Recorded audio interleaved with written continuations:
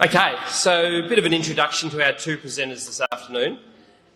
We have Rich Eckard. Now, Rich is Associate Professor of Biochemistry and Nutrition at the University of Melbourne. Rich is Professor... God, it's all happening. Rich is Professor and Director of the Primary Industries Climate Challenge Centre, University of Melbourne. His research focuses on carbon farming and accounting towards carbon neutral agriculture, managing extreme climate events and options of agriculture to respond to a climate change. Rich is a science advisor to the Australian, New Zealand and UK and EU governments, the International Livestock Research Institute and the UN Food and Agricultural Organisation on climate change adoption, mitigation and policy development in agriculture. Rich was recently named on the Reuters list of the world's 1,000 most influential climate scientists. Welcome, Rich. Hi, everyone. Thank you for having me. Right, if you don't get a round of applause for that introduction. And the reason I read your full introduction, Rich, was so I could talk about Richard Brake. Richard's a livestock consultant and is definitely in the top 1,000 consultants in Western Australia. How was that? Thanks for that. Appreciate that. Actually, Richard Brake is a farm management consultant in Western Australia, and he's got a vast experience in Australia, UK, New Zealand and Australia. And Richard's, just in the last couple of years, has taken a real interest in carbon farming and the whole carbon situation. And between the two of them, we're going to talk about being informed about the carbon situation at the moment in Western Australia and being informed on the ruminant carbon footprint debate. Now, first up, obviously we've got a bit of a challenge. We've got Richard in Melbourne. And I might add, Richard, it's 7:30 at night in Melbourne, is that correct? Beer o'clock. Yeah, beer o'clock. We were like, oh, that's fantastic. He's not going out, he's staying at home and presenting to us, but you got to stay home anyway, don't you, Rich? So it doesn't matter. Anyway, we're very appreciative of you hanging in there for us today. So welcome all. Richard Brake, would you like to kick off and set the scene for us, please? Can you set up the slides? Yep. Yeah, I was asked, thanks Ed, and thanks for the opportunity to present this to you today. I was saying to Ed earlier on, how did Richard and I get the hardest gig in presenting? The last session on a Friday afternoon before beers. But anyway, we'll see how we go. So what I'm going to do, I'm just going to set a little bit of the scene around the sort of the carbon space, where it's coming from, what's driving it, that sort of thing. And so first up is the international sort of position, and driven really out of the Paris Agreement in, 2015, and the United Nations Framework Convention on Climate Change. And from the Paris Agreement, that was a legally binding treaty signed by 196 parties, and the goal was to limit global warming to below 2% and 2 degrees, and preferably below 1.5 degrees, compared to sort of pre-industrial levels. And by 2020, they wanted to countries to submit their plans on how they would the actions that they were going to do to achieve that. And so that's termed the nationally determined contributions, the NDCs, which is a term that you might hear bandied around. And these were the actions that a country will take to reduce their greenhouse gas emissions. And Australia's NDC is to, which you'll have heard in the national press, is to reduce the emissions by 26 to 28% by 2030 on the 2005 levels. Okay?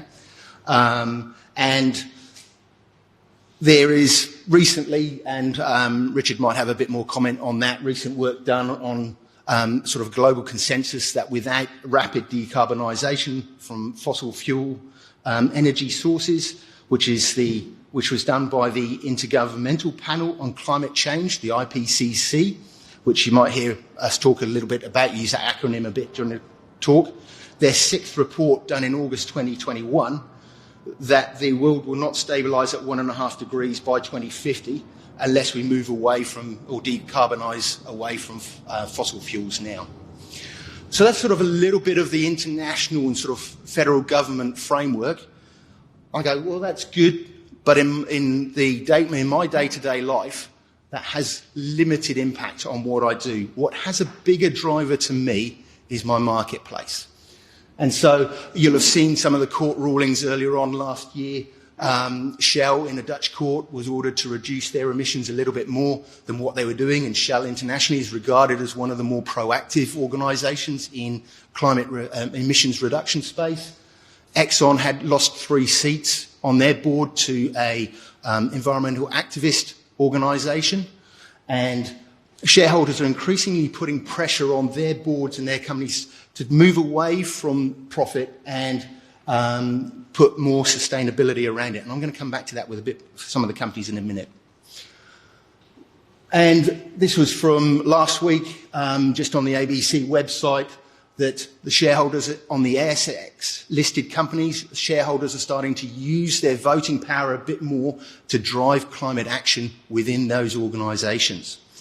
And then a comment from the Treasurer that we will suffer if Australia doesn't have a climate action or emissions reduction strategy, and it will be from foreign investors and the cost of money into Australia. So that is sort of one of my drivers. And then when we look at what multinational companies are doing, and this is from Nestlé, the largest food company in the world, and they have a map to be have their emissions reduced by 50% by 2030 and be net zero by 2050. And they've laid out a roadmap of how they're going to achieve that. And then, yeah, the roadmap there, they have from a carbon neutrality on the farm, a farm to fork process, and then also from a corporate net zero process for their farm to store. And so they've mapped out how they're going to do that. So this is the largest food company in the world. So your market telling you that this is what we are going to do, and they need to source this carbon neutral product from somewhere. And then, and I borrowed this slide from Richard. He sent it to me. I said I could use it in my presentation. So these are some of the other big multinationals that have net zero emission sort of targets and emissions reduction targets. So companies like Fonterra, Unilever, Mars, Kellogg's, Pfizer. This isn't going to go away. And I think Ed said earlier on in the year, last year, that this is about the 3rd or 4th iteration that we've had of carbon emissions and carbon reduction. But in that time, and I agree with you, it's been 3 or 4, but in that time, I've never seen the multinationals back it behind it like this now. This feels different. So for me, I'm not interested in your political views. I'm not interested in your climate science views. I'm interested in the fact that your market is screaming at you that this is going to be an issue for them. So Richard, this is driving a lot of pressure, I suppose. This is why we're seeing companies are seeking to buy carbon credits from farmers or people to put on projects. Yeah. And also, there's also pressure for farmers to be neutral for their products as well. There's 2 different streams. There is. We're going to cover that a little bit later on. Good. So, and being an MLA day, I couldn't go past the fact MLA have their carbon neutral by 2030 strategy. This I took out of one of their integrated management systems. They're looking for 50% of producers, 100% of feedlots, and 100% of processors to be using carbon accounting tools by 2030. And that 50% of the red meat that is traded is carbon neutral or carbon zero. Okay? So this is here, it's here now, and you, as advisors, you need to get your head around it in order to be able to advise your clients. And putting the food companies aside, this is a slide from NAB, their sustainability report for 2020. It's on their website. I grabbed it. They are measuring their metrics against the icons there are the UN 17 steps to sustainability. And their goals and objectives that they're setting out to achieve. So NAB are measuring themselves against this. Internally, and NAB aren't the only bank that are doing this. I am aware of a number of others that are doing it internally now. They are benchmarking their clients on how sustainable they are. What steps are they making to reduce their emissions? What steps are they making for improving biodiversity? What steps are they making or involved in and to take an extreme modern slavery? So that all falls under their environmental sustainable governance statements or ESG statements. You'll see a lot of those from the multinationals, big companies. So for me, the cost of money is going to be linked to this, and you would have seen earlier on this year with Commonwealth giving a green loan to a feedlot over in Queensland and linking the interest rate to sustainability targets. If they met some of those sustainability targets, they got a lower interest rate. This, as a financial advisor or business consultant to my clients, this has big implications. If we can save them 0.5% on a $3-4 million loan, that's massive. Oh, so that's where I'm going to stop on that section and hand over to Richard. Great. So I thought I'd share with you the carbon cycle in agriculture, because we talk about nitrogen use efficiency, water use efficiency, those metrics, and you know, nitrogen only makes about 2 to 3.5% of your pasture. Carbon makes 45% of all your pasture. All organic material, all trees you see around you, all 45%, half of it is carbon. And so what is carbon farming? And we hear a lot of producers come back to us and say, why don't I get given a credit for the carbon that I grow and photosynthesize out of the atmosphere? And, you know, it's all this grass there. And so I thought I'd step through how the logic of the carbon cycle works. So you've got the sun, and you've got a lot of atmospheric carbon dioxide, CO2. So I've got it in red there. The red is showing you that carbon is not carbon. So you've got this carbon dioxide, which is a large portion of the atmosphere. And then through photosynthesis, your pastures capture that carbon, and it becomes a very different form of carbon called carbohydrate. So you can agree carbon dioxide is a gas, and suddenly you've got carbohydrate, which is not a gas. It's part of the plant. But you get a certain amount of respiration that occurs back to the atmosphere, but on balance, a lot of carbon comes out of the atmosphere into your plant because you've got a plant sitting there now. And so it's captured carbon. And so what we do in grazing systems, we put an animal on that. And to be fair, I don't know if you can see the arrow, but most of the carbon that the animal eats just goes straight back as the animal belches or breathes out. That carbon goes back to the atmosphere as CO2. Now, if that's all that happened, the carbon cycle in agriculture would be completely neutral. It would be in and out within a 12-month period. What comes out of the atmosphere into the plant would then go into the animal and go back to the atmosphere.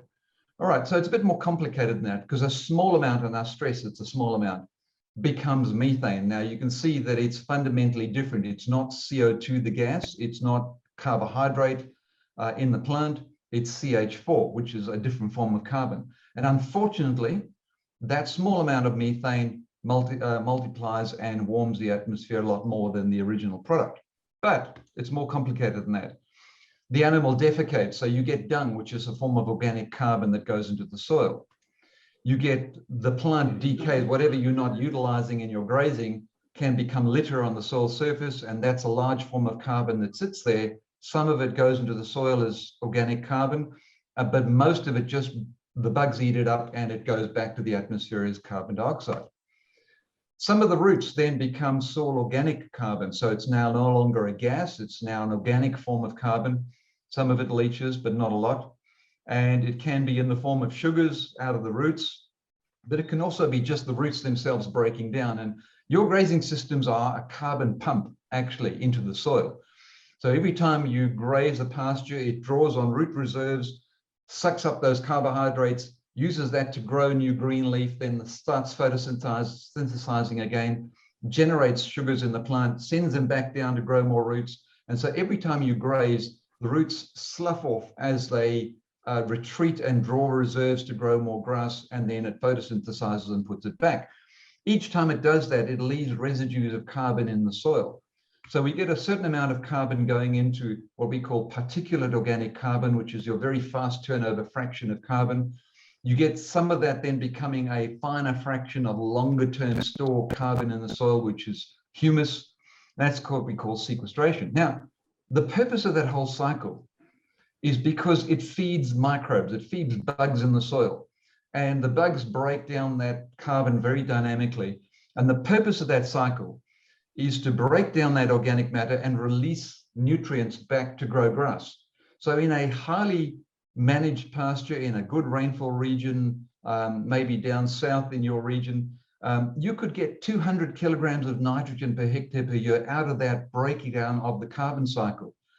And that's the whole purpose, is it's liberating those nutrients, liberating mainly nitrogen and some potassium back to grow grass. So that's the purpose of the carbon cycle, and the microbes play a role. Now, what is carbon farming? Well, carbon farming says, can we be most efficient in how much we send out in the green box there on the top left, which is meat, wool, milk, grain, crops?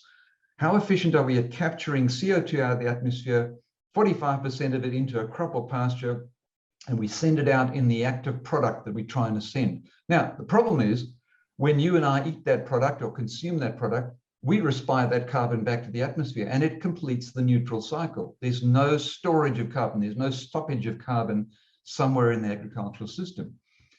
So what we have to look for in carbon farming and saying, well, we carbon positive, is where does carbon stop? Most of the cycle that you're seeing there, it comes in CO2, goes into a plant, goes into an animal, goes out to a human, and the human breathes it out as CO2, the bugs breathe it out as CO2. It's neutral. There's no stockpiling of carbon. So where does it stockpile? Well, it stockpiles in the soil, if you're building soil organic matter. If you've planted trees, you can see a tree standing there, so it's stockpiled carbon in the tree. But your pasture isn't a long-term stock of carbon that ever accumulates in the atmosphere, in the landscape. Otherwise, you'd get this mountain of pasture sitting there over time that is a carbon stock. It turns over and is completely neutralized back to the atmosphere in 12 months. Either the animal eats it, termites eat it, the bugs eat it, and it goes back. Now, where carbon stops in the landscape is either in the soil, in trees, or in the form of methane, because methane stays in the atmosphere about 12 to 15 years, warming the atmosphere. So that becomes the imbalance in the carbon cycle. Yes, we can store carbon in trees and soil, but methane is also a negative store. It's a store that's hurting the atmosphere. So in this next animation, I've given you some ideas of how big these various pools of carbon are, and you can see how much is taken up in meat and wool and how much might be exported, how much goes out in methane. But what's most notable is that the soil organic carbon store is not limitless. It's not infinite. It's actually quite limited. And there's a lot of misinformation around at the moment about how limitless soil organic carbon is. You can build it forever at high rates. What I've given you, there's some idea of kind of rates you can build soil carbon at. But to do that, you need good rainfall and high clay soils to achieve that. So Ed, I'll probably stop there now before we get into the tools, if that's all right. So the first question I ask my clients when they're talking about carbon farming is their reason for participating. And for me, there are three reasons for participating. One is that you want to sell carbon credits. You want to produce carbon credits, have a carbon project, and sell those on to Woodside, Rio Tinto, whoever wants to buy them at whatever price they're prepared to pay. And you want that as another profitable enterprise within your business. And within that, those carbon credits, two streams. There's the verified market, which is the federal market, the Emissions Reduction Fund, that will produce you an Australian carbon credit, or ACU, which you might hear a bit more of as we go through our presentation. And there are a number of other certification or processes. One being the gold standard, which issues verified emission reductions, and then the verified carbon standard that issues verified carbon units. So there are a number of verified processes. These companies come in and will audit the process that you go through, and it's very regimented, it's very ordered. Then there is the unverified market, where I look at sequestering carbon, be it in the soil or as a forestry enterprise of wood trees, as Richard was referring to, and I say that process, through some methodology, is going to produce, say, 100 carbon credits a year. Ed, as a company, comes along and says, yeah, Richard, I agree with your methodology. I'm going to buy those 100 credits off you, and I'm going to give you $50 a tonne for those. And an example of that was Microsoft buying carbon credits off the Wilmot Cattle Company over in New South Wales. Completely unverified. The two parties agreed between themselves that process. What's the percentage of verified and unverified projects out there, do you reckon? Is it they even, or is one more than the other? I don't know. Richard, do you have an answer on that one? Yeah, in Australian agriculture, the majority are through the emissions reduction fund, so they are established under the ERF method with a fairly high integrity. There's probably a small amount of voluntary carbon credits. The Wilmot case is one in point where the Cape Wind Station, Wilmot Station have traded. But you see these two sort of schools of thought emerging. One is we're going to sell offsets to generate incentives.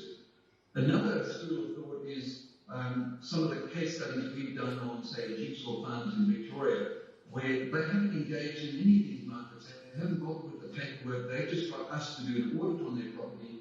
They're carbon neutral because they planted 20% of the property down to trees, and they are selling carbon neutral wool at a premium price into elite markets in Italy. Yep. Two schools of thought. One is let's get some money out of the scheme. The other one with all the paperwork. The other one says let's ignore the scheme and just say we're carbon neutral. We've done something and we can sell a premium product.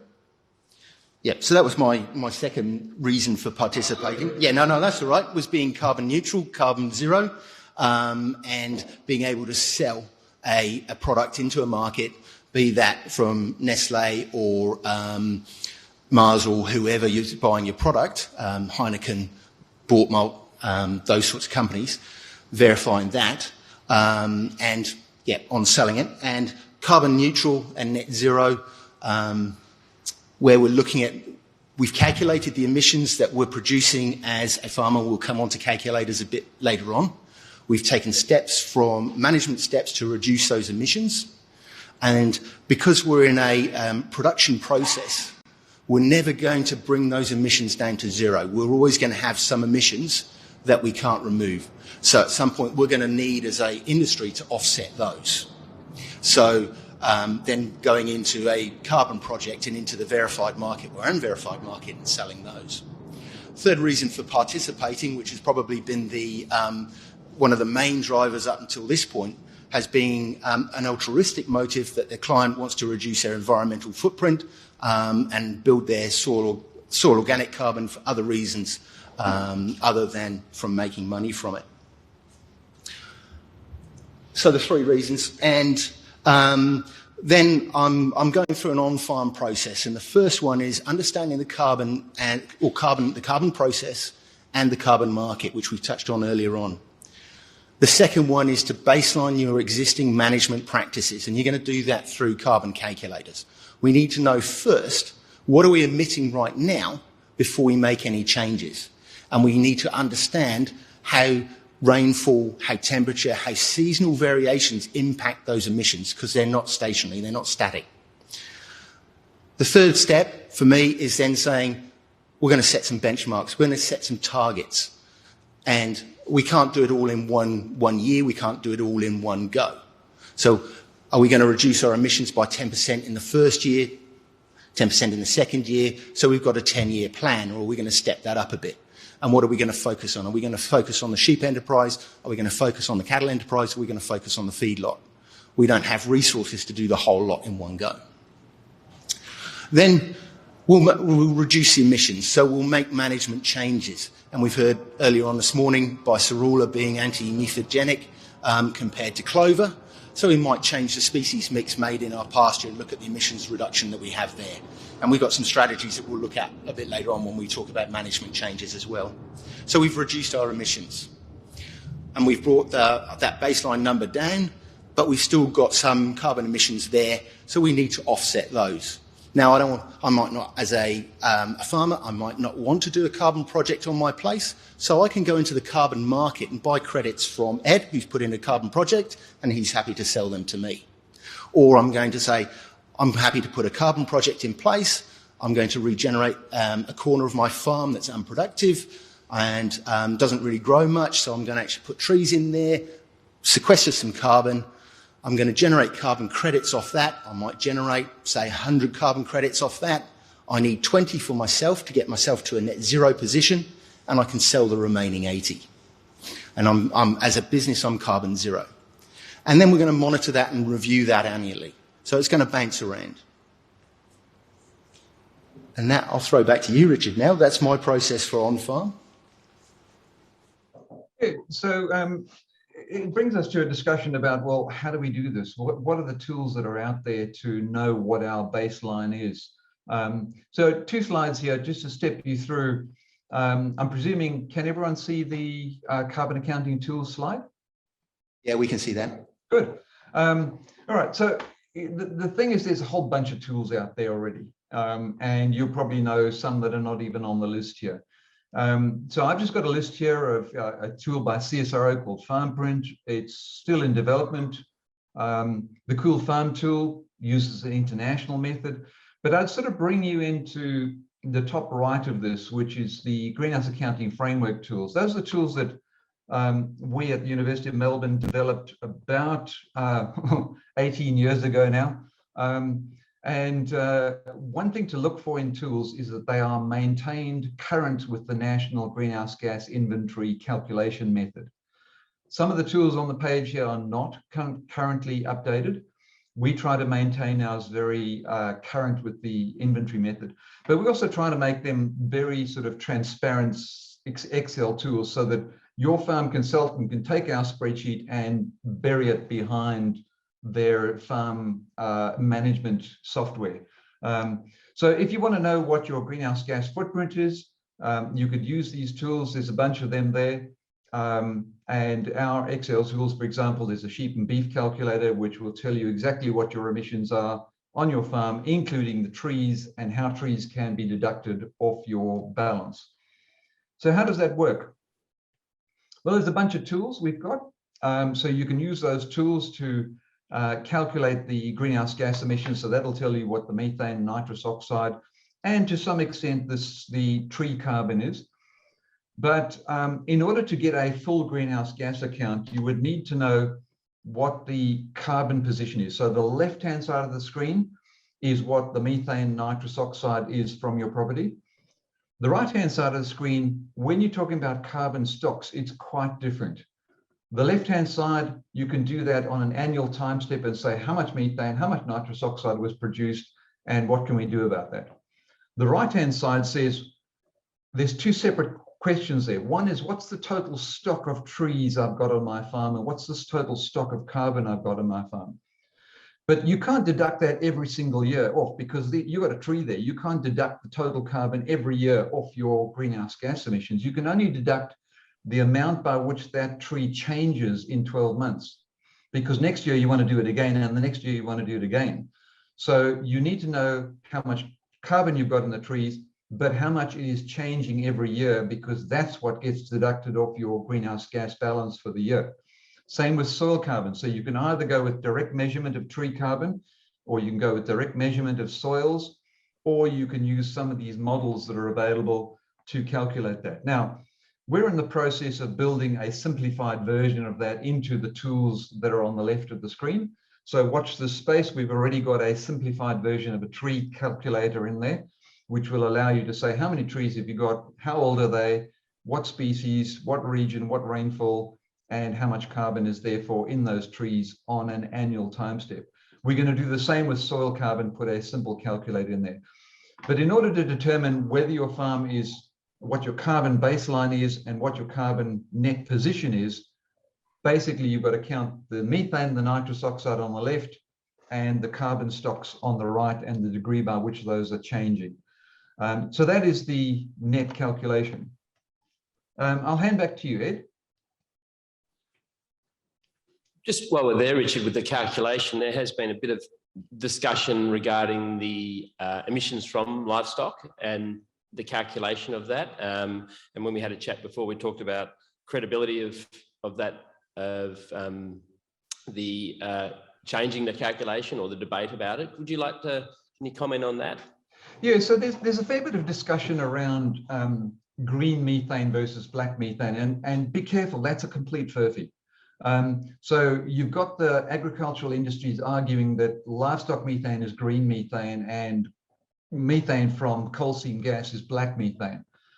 Actually, what you've got to look at is the methane is methane. Once the atmosphere sees methane, there's no difference whether it came from a cow or whether it came from a coal seam. The only difference is when that methane breaks down after 12 years, the coal seam methane becomes new carbon dioxide in the atmosphere, because methane breaks down to carbon dioxide eventually. And if it came out of a coal seam, then it's only the final CO2 that evolves after 12 years that is original new CO2 in the atmosphere. If it comes from an animal, it's methane in the atmosphere, but the original carbon came out of the atmosphere and photosynthesis into the plant, became methane for 12 years, and then went out as CO2 that is effectively a neutral CO2. So I guess where I'm headed with that is, while it's methane, the atmosphere doesn't care whether it's black or green. It's only the original carbon that matters, and that only makes a factor of 1. So people going around saying green methane should be treated differently to black methane, well, if you want to argue that, it's 84 or 83 times methane. So it makes 2/3 of blow all in the final calculation. So let's just get that straight first. Where I think there is a valid argument is that methane only lasts for about 12 to 14 years in the atmosphere. And there are some new calculations around that show that in order to have the same equitable impact on reducing warming in the atmosphere, methane does not need to be 0. So you hear all this discussion about CO2's got to be net 0 by 2050. In order for methane to have the same equitable contribution to reducing warming, it does not have to be 0. It has to just decrease by about 12% per year. So you will see that in the New Zealand greenhouse gas emissions reduction target. They've set net 0 for 2050 for carbon dioxide, for nitrous oxide. But they've said we do not need a net 0 target for methane. We're only going to set a maximum of 40% reduction in methane. Now that has a big impact on how easy it is to get to the target. So we're in discussion with MLA at the moment about whether the target for CN30 is net 0. In other words, methane has to be 0, or is it just a climate neutral by 2030?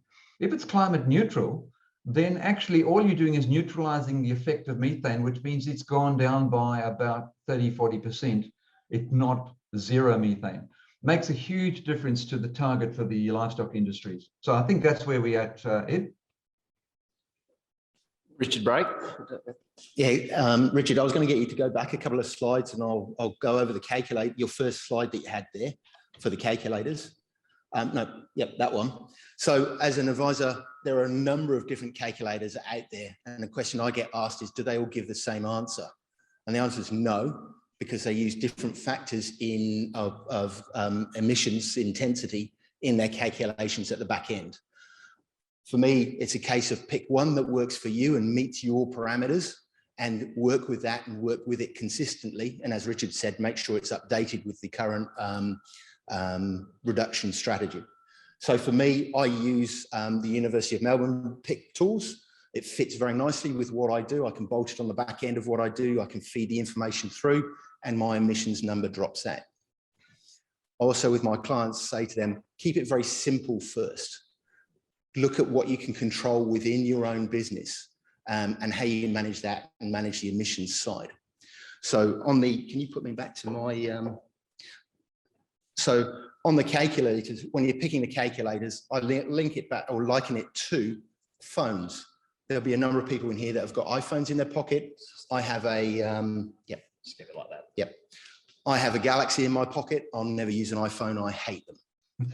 But my daughter has an iPhone. She hates Galaxy. She won't touch my phone, which is great. But we will never agree. And I think we're never going to come up with one calculator that covers the whole world or covers Australia. They're going to be a number of calculators driven by either the market or something like the PICCC. So I'm just going to skip ahead a couple of slides. Can you put them big one? Oops. So let's make it bigger. All right, yes. So earlier on in the year, I did a report for DPIRD evaluating a number of different tools. We looked at 4 different ones to look at the differences between the calculators and how big that variation was. Okay. And this was a live farm. We cropped 2,300 hectares. We grazed 2,400 hectares. We were 450 mils for 2020. which was the year we baselined. The 5-year average rainfall there is 551 millimetres. Average annual temperature, because some calculators wanted that, was 16 degrees. And we were south of the Great Eastern Highway. We were down towards Williams, okay? One calculator, being Cool Farm Tools, gives you 2 options. You can have a temperate at 10 degrees or tropical at 18 degrees. And I don't think Williams is tropical at 16. With forest gravels, our cropping was barley, canola, oats, and we had 14,000, just under 15,000 head of sheep on the place. And we ran it through the PIC tool, which is Richard's tool that he keeps up. We ran it through the AFI farm gas tool, which hasn't been updated with current inventory standards for about 5 years, I think it is.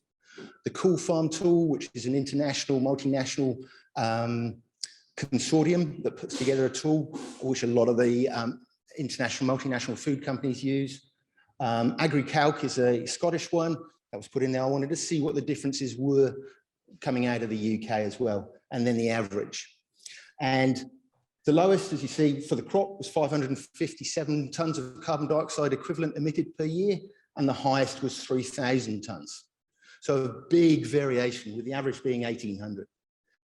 And a similar sort of variation within sheep, in the sheep enterprise as well. And for those of you that don't like numbers in a table, we graphed that. So comparing it, the green is the average, blue was the PICCC, the red is the AFI tool, and grey is the Cool Farm tool, and yellow was the AgriCalc tool. So big differences there. But then I wanted to look at the difference between average, okay? And that's where the PICCC tool for me stood out, and the Cool Farm tool stood out as well. Their variation from average was minimal in what we're doing, less than 10%.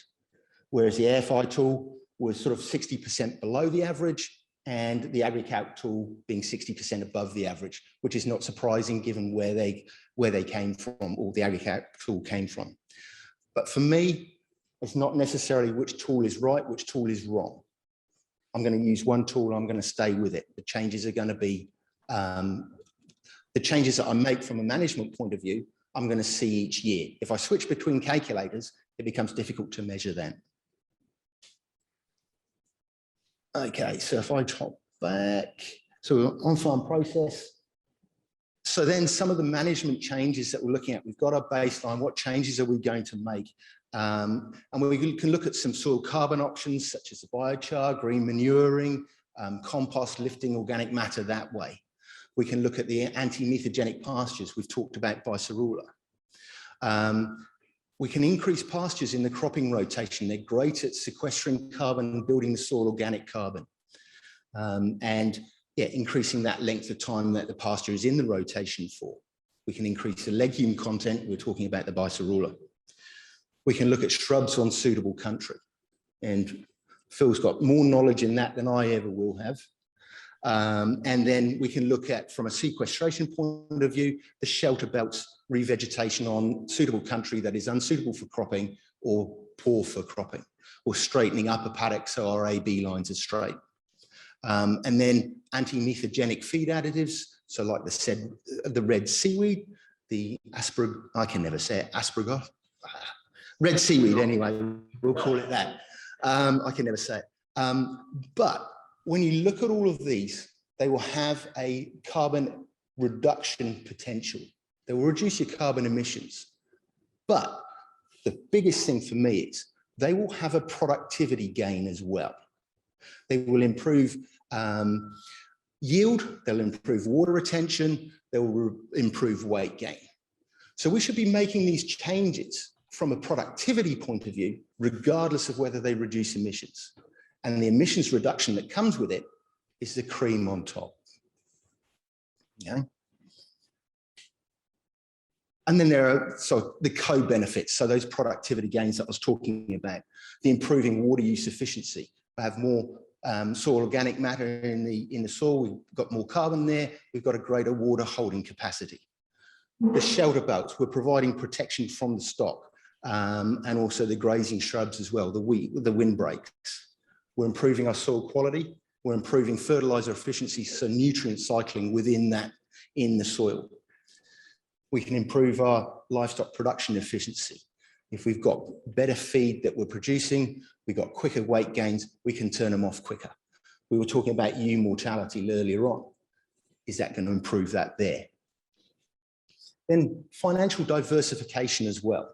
So if we've got a carbon project on the farm, we can remove some of the seasonal risk associated with the sheep the sheep cattle or the cropping enterprise.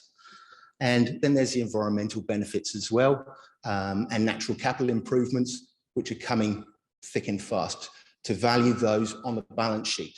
And we probably value those when we're valuing a farm in our own head at the moment, but we don't put an actual figure value on the balance sheet as to what that means from a biodiversity point of view, the shelter belts that run through the property as well.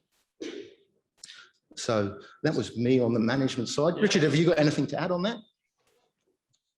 No, I was going to go into some of the soil carbon discussion, if that's okay, the benefits of soil carbon.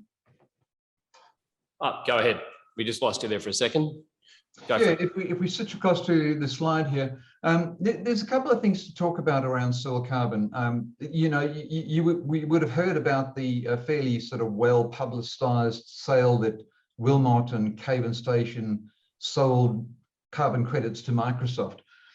There's something that we as the agriculture community need to wise up when it comes to selling carbon credits. Put it this way. Once Wilmot sold those soil carbon credits to Microsoft, Wilmot no longer owned them. They had sold an asset under their soil that they have to then manage in perpetuity. They'd sold it to Microsoft, so it left their farm.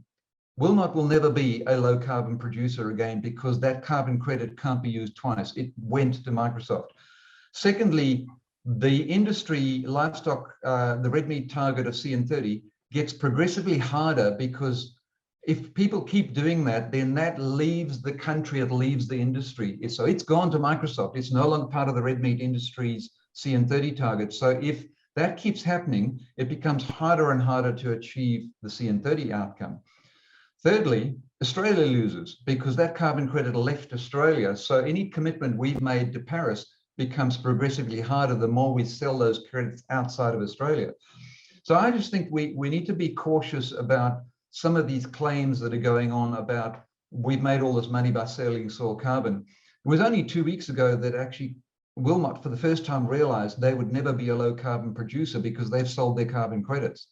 So I think it's something we need to really wise up. Brings me to the slide here on the screen, that let's not focus so much on selling soil carbon. Let's just do it for the right reasons. There are so many productivity reasons why you want high soil organic matter, high healthy soils. You can see biological roles there, physical roles, chemical roles. I would argue that the payment is there already.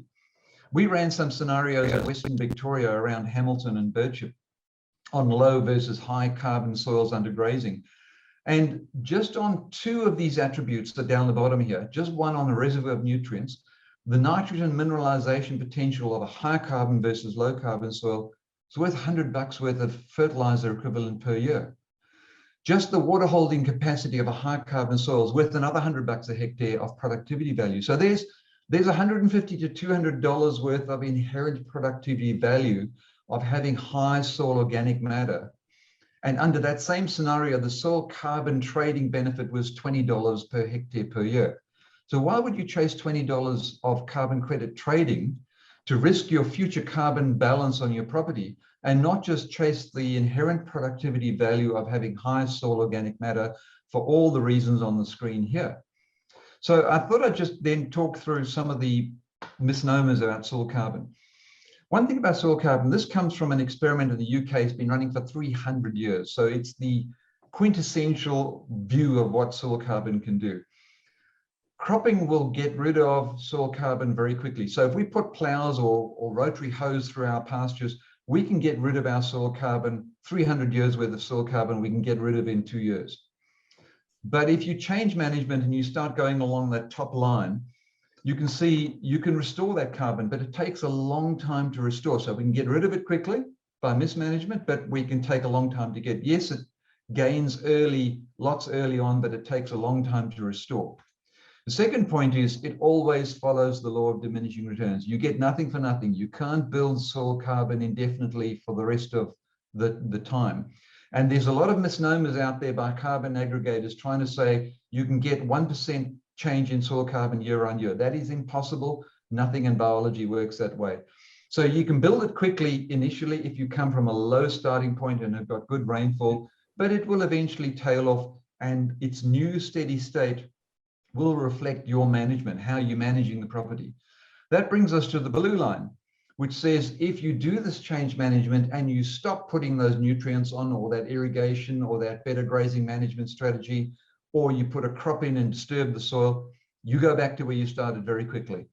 And so we've got to remember that if we change our management to build soil organic matter, we have to keep that management in play indefinitely to maintain that higher level of carbon in the soil. If it was irrigation, if it was liming, if it was fertilizer, or if it was better species or better grazing management, it has to be maintained on the property in order to keep that new asset there. Now, having said all that, our research would show that unfortunately in Australia, 90% of soil carbon is about rainfall. Unfortunately, that's what we found in all these analyses. We actually found, because of the high climate variability we have, rainfall variability, your management probably only makes about 10% difference to soil carbon. 90% of the fluctuation between years in how much carbon is sitting in your soils is really a function of growing season rainfall, because that creates plant growth creates roots, which creates soil carbon. So I would say build soil organic matter for the health of your pasture, for the health of your soils, for the inherent productivity benefit. There's a major risk in going into carbon credit trading in soils, because if 90% of the impact is about rainfall, you could sell during a La Nina year and you could lose it in the next 3 years of El Nino. So enough said. Thanks, Ed. Thanks, Richard. And thanks, Rich. That was a fantastic presentation. I think we're going to throw to questions now. So we'll either have, you can ask from the floor or come up and ask. So we'll go for it. Any questions? I was waiting for you to ask a question, Alan. Do you want to? What about pastoral stations? What about pastoral stations? It worked pretty well for them as well. Yeah, it works fine for those. If you could repeat the question, just because sometimes I can't hear it. But the question was, will your tool, the pick tool, work well for pastoral stations? Yeah, there's no problem. Scale is not a problem with these tools. The tools generally don't care about area. They just want to know how many animals you've got, what's the diet quality, and how much fertilizer you're applying, things like that. So scale, if technically, if you ran it at the whole scale of the whole of WA, it would give you the total result for the national greenhouse gas inventory of WA. They don't bother about scaling that much. Yes. If all the tools give you a bit of a different answer, how do you actually know how many carbon credits you've got or you need or whatever? Everything gives you. I'll answer that one. So if you're producing carbon credits through the verified method, there are 8 methodologies. There's currently for agriculture, and they have a strict protocol that they follow in terms of measuring that to determine how many credits are produced. And it won't matter which verification process you go through, they have that protocol methodology there. So you can't just run it through a calculator and go, I think I've produced 1,000. Yeah. Fair enough, Richard? Yeah, look, again, it comes back to that earlier comment. If you wanted to use carbon credits, that's great. You can engage in the emissions reduction fund or the voluntary market and generate the carbon credits. If you just want to claim to be a low carbon producer, you can run our tools and use that as a method to say, what is my carbon balance? How far do I have to go? If you really wanted to sell into a discerning market, for example, a carbon neutral wool into the tweed jacket market in Italy, for example, then you would probably get the Carbon Reduction Institute or Climate Active to come and verify that you've run our tools correctly and that the audit is stacks up. So there would be an audit required either way. But at least our tools will give you an idea of where you start, and then the discussion on that is then, you know, with your consultant is, well, what can we do about that? What are the things we can do? What's the pathway from here to a lower carbon outcome that we can then use to our advantage in some way? And Malt is using the Cool Farm tool to verify carbon neutrality or the carbon status, the emission status of the product that they're getting through for their carbon neutral beer. So, and they'll use Climate Active to certify that as well. So, yeah. Chris? Yeah, my question's around, to both Richards, around natural capital accounting, because that's really the sort of the infant, I guess, in the argument today, and there's a fair bit of noise around carbon, but natural capital accounting, comments from both of you, I guess, where do you see it all lying at the end of the gap? Is this just going to be, is the NCA going to be where we land at the end of it? Is it going to be around the carbon for the next 5, 10, 15 years until we get our heads around measuring other things that are hard to manage like biodiversity and other things? I think we're going to see carbon dominating the discussion for the next 5 years, possibly 10 years. I think natural capital will start to come more and more into focus. And then with the banks, in terms of funding a business, looking at their environmental sustainability governance, their ESG statements, I think they will see natural capital rolled into that, and carbon will be part of that discussion. Yeah, that's a good point, because one of the problems we've had with natural capital accounting is scientists can't agree with each other. And, you know, 40 years ago, we would have a debate about what are the indicators of soil health, and scientists, I've just been in a forum a couple of weeks back where, you know, a couple of soil scientists are still debating 40 years later, what are the ways of measuring soil health? What happened with carbon accounting is someone else decided what the method was.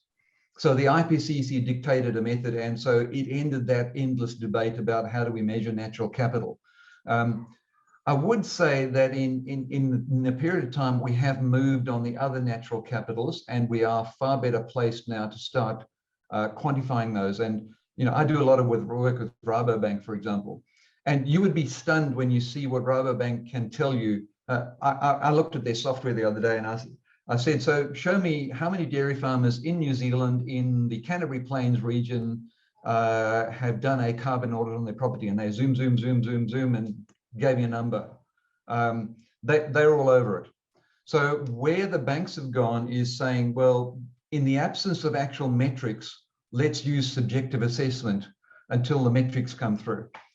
I've also been part of the Australian Farm Institute and National Farmers Federation that are looking at an agreed Australian accounting framework for natural capital accounting. And so we're getting there. It's very close to a point where that can be accounted. Going back to Richard Brake's point, carbon is the forerunner now, where we know how to do the accounting for carbon, and it's not going to change as a standard. What'll come after that is a link between carbon and biodiversity, for example, where you can get the sort of joined up credits, which I think is sorely needed, and recognition that actually, you know, there's a biodiversity benefit from higher soil carbon, a biodiversity benefit from more trees in the landscape, those types of things. So I think we're moving very strongly towards more joined up accounting, but we're not quite there yet. Thanks, Rich. One last question. Just curious, because I've also the calculation in the comments that Richard was talking about rainfall. Not that it's happening that often these days, but how do you account for waterlogging? Did you hear the question, Richard? I heard parts of it, so you might have to just give me a summary. Yeah. So it's how do we account for waterlogging within the calculators? Yeah, look, the calculators are, unfortunately, at this stage, because the rule is they have to be not inconsistent with the national inventory, they're not very dynamic. And this is something we're still going to have to come to. So they don't recognize waterlogging or not waterlogging. They just have a fairly blunt instrument on total nitrogen fertilizer applied. This is where you then get into offsets, for example, where we then have, we're working on a number of methods to credit farmers that have done something different about the nitrogen balance. And therefore waterlogging will start coming into a particular calculation under an offset method. So I think watch this space. Right now, the calculators, because they have to align with the national method, are quite a blunt instrument. But when you then claim to have done something different and you get a carbon audit done on your property to claim that you are a low carbon producer, the work we did on Jigsaw Farms, for example, we took into account soil moisture, we took into account waterlogging status, we took into account species composition of the pasture, we took into account trees in the landscape, stocking rate, livestock numbers, all of that comes into a carbon audit. So that's why it's probably best to get a fairly dynamic carbon audit done if you want to claim low carbon status. Fantastic. And I think we'll wrap it up there, Ridge. So thank you so much for your Friday night. 8 p.m. Yeah, off to bed. Not quite. Not quite. Thank you so much. You've nailed the Zoom presentation after 2 years, so you're doing a great job. Really came through well, so thank you very much. And thanks, Richard Brake. I think you've gone down to the top 100 in farm management accountants in Western Australia. Excellent. Thanks, fellas, and thanks very much. Thank you, Ray.